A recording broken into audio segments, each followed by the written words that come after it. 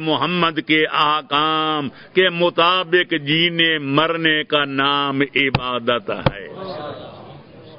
اس معنی کے لحاظ سے اگر دیکھا جائے اس میں وہ وسعت پائی جاتی ہے، وہ پہنائی پائی جاتی ہے، وہ گہرائی پائی جاتی ہے کہ صرف نماز پڑھنا عبادت نہیں، وہ یقیناً عبادت ہے پر صرف وہ نہیں، کچھ اور چیزیں بھی ہیں۔ میں کہتا ہوں حجامت بنوانا بھی عبادت ہے، صرف میں رمضان کا روزہ رکھنا عبادت نہیں، اسلام میں شادی کرنا بھی عبادت ہے، صرف حج بیت اللہ پہ جانا عبادت نہیں، کسی بیوہ عورت کے گھر دانے کپڑے بھجوانا بھی اللہ کی عبادت ہے، صرف اللہ کی راہ میں جہاد لڑ کے کافروں کو مار کے اسلام کا پرچم لہرانا اللہ کی عبادت نہیں، ظالم کا ہاتھ روک کے مظلوم کی مدد کر کے اس کو ظالم کے پنجے سے چھڑانا بھی جہاد اکبر ہے۔ یا علی نعرہ تکبیر، اللہ اکبر، یا رسول اللہ، یا علی، اللہم صلی علی محمد وآل محمد۔ اور اس کو دوسرے طریقے میں بیان کروں تو یوں عرض کر سکتا ہوں کہ اللہ نے دو قسم کے حقوق بندوں پہ واجب کیے ہیں، کچھ ہیں حقوق اللہ، اللہ کے حق بندوں پر، اور کچھ ہیں بندوں کے حق بندوں پر۔ جو اللہ کے حق ہیں بندوں پر ان کو حقوق اللہ کہا جاتا ہے، جو حق ہیں بندوں کے بندوں پر ان کو حقوق العباد کہا جاتا ہے۔ نماز اللہ کا حق ہے بندے پر، روزہ اللہ کا حق ہے بندے پر، جہاد یا میں عرض کروں حج جو ہے یہ اللہ کا حق ہے بندے پر، لیکن ماں باپ کا احترام کرنا یہ بندوں کا حق ہے بندوں پر۔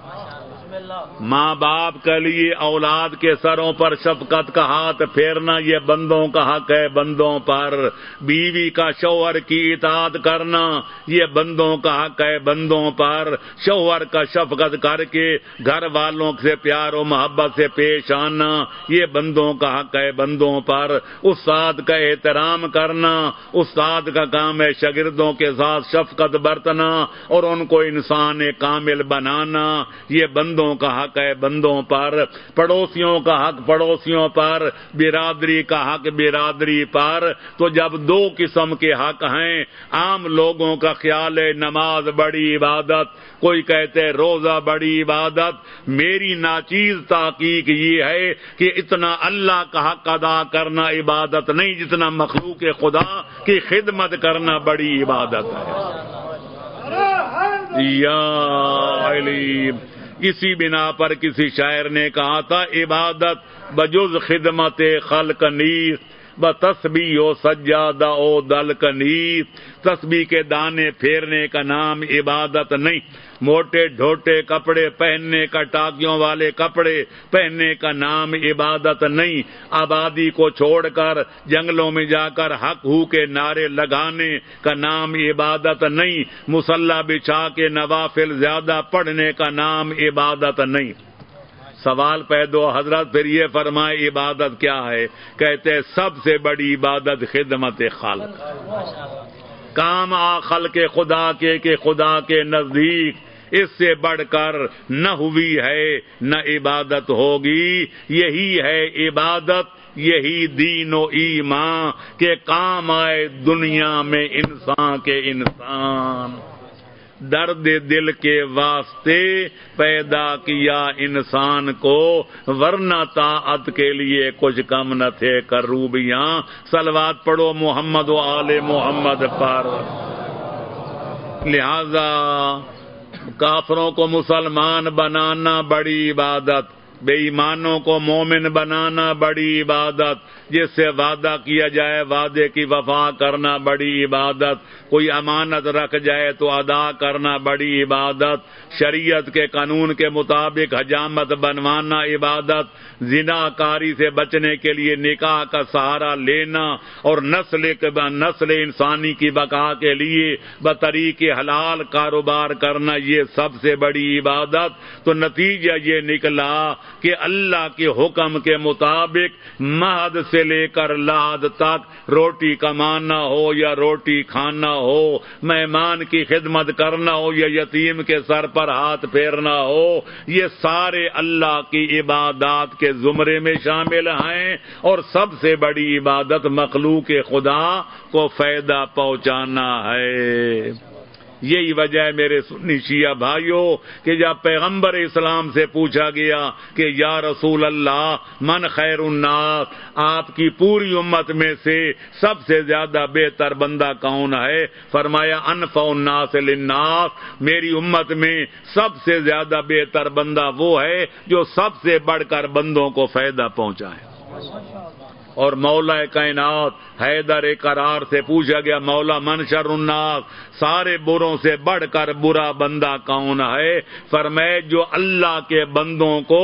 سب سے زیادہ اذیت پہنچائے یہ بدترین خلائق ہے، اور نبی نے فرمایا جو اللہ کے بندوں کو زیادہ فائدہ پہنچائے وہ بہترین خلائق ہے۔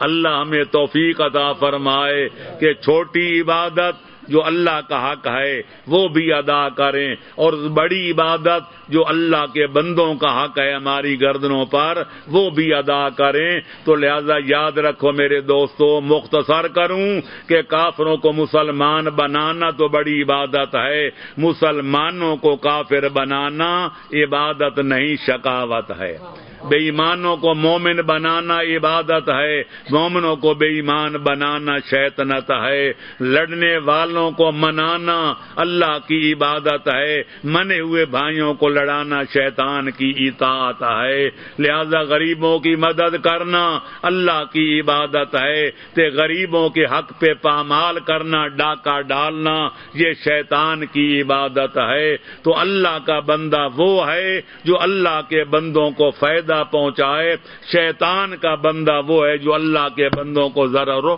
زیاں پہنچائے۔ صلوات پڑھیں محمد و آل محمد پر۔ بظاہر تقریر کا کوئی پہلو تشنہ تکمیل تو نہیں رہ گیا، پر میں سمجھتا ہوں جب تک مولا علی کے 2 جملے نہ پیش کر دوں اور اسی پہ ختم کروں گا اس وقت تک میری تقریر مکمل نہیں ہوگی، اور وہ یہ ہیں کہ مولا کائنات کے سر اقدس پر ضربت لگ چکی ہے،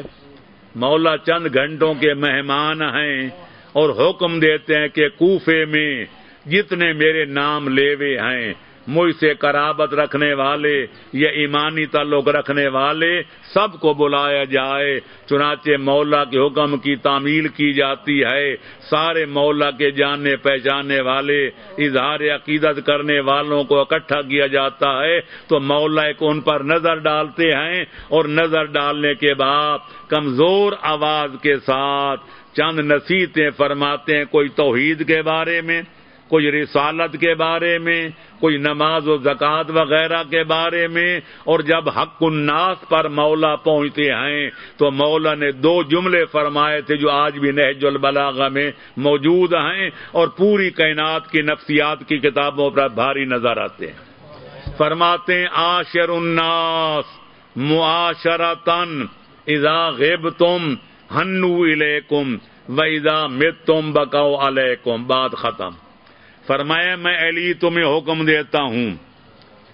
جو مجھ سے ارادت رکھتا ہے، جو عقیدت رکھتا ہے، جس کی نظر میں میرا کوئی احترام اور اکرام ہے، اس پر لازم ہے کہ میری بات کو